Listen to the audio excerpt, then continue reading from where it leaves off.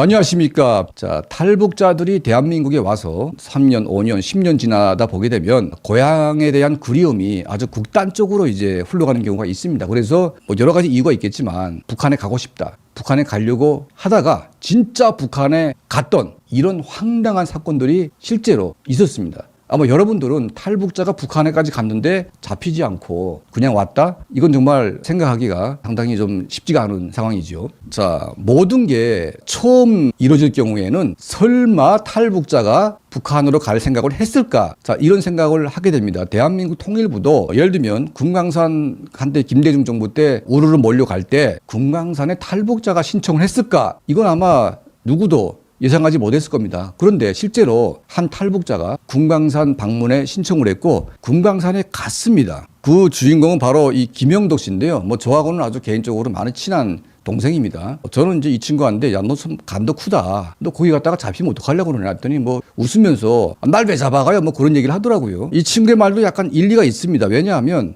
북한의 보위부나 또 노동당 조직지도부에서 어떤 결정을 할 때에는 사전에 정보를 알고 이 사람을 납치할 것인가 안 할 것인가 결정을 하고 나서 납치를 하는 것이지 갑자기 왔는데 이걸 납치하라 이렇게 되기는 쉽지가 않지요. 아마 김영덕 씨도 그걸 아마 노린 것 같은데 자 어쨌든 금강산에 가서 조용히 오면 되는데 자 거기까지 가서 북한 접대원들에게 나 탈북자야 이렇게 떠들어댄 겁니다. 그리고 얼마나 황당하겠어요. 근데 북한이 더 웃긴 것은 탈북자라고 고함 질렀는데도 북한 정권이 아무런 조치도 취하지 않고 거의 그냥 이제 남한으로 보냈다는 겁니다. 자, 또 다른 사건은 개성공단 방문할 때 또 어떤 탈북자가 몰래 여기에 끼어가지고 개성공단을 다녀온 사실이 뒤늦게 알려졌습니다. 자, 북한 정권도 이런 사례가 있기 때문에 자, 공화국의 적대적이거나 특히 탈북자 같은 경우에 감히 배신자 주제에 북한을 찾아온다? 그런데 북한이 이 사람들을 잡지 않고 그냥 보내준다? 자, 이런 게 북한 주민들에게 알려지게 되면 이거는 정말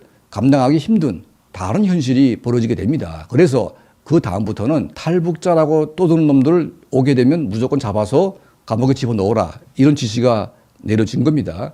자, 이걸 국정원이 알아가지고 남북관계가 아무리 좋아도 탈북자가 가려고 하게 되면 무조건 못 가게 막았습니다. 심지어 한 언론사에 기자가 탈북자가 있는데 북한 쪽 가서 이제 취재를 하려고 신청을 했는데 북한이 그걸 막았습니다. 자, 이것 때문에 언론의 자유 막 이런 얘기를 했는데 만약 그때 갔더라면 북한 정권이 강제 옥류해서 현재까지 돌려보내지 않을 가능성이 매우 높습니다.